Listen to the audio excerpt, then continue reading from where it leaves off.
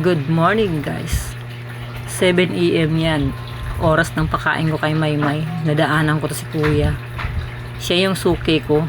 Suki kong pakainin. May kasama yan eh. May asawa siya. Di ko alam kung nasaan ang asawa niya.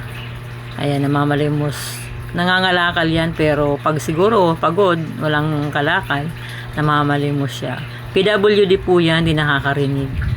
Kaya ganon.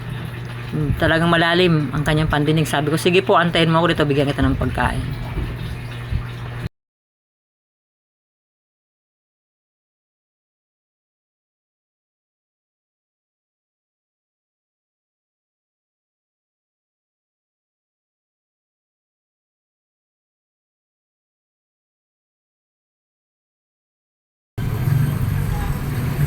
Good morning guys.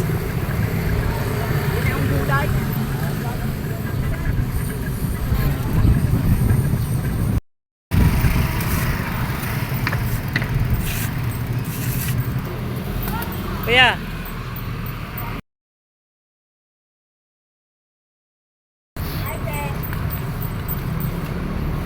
Hi, talamaymay ko, talabibi, talamaymay. Bye-bye.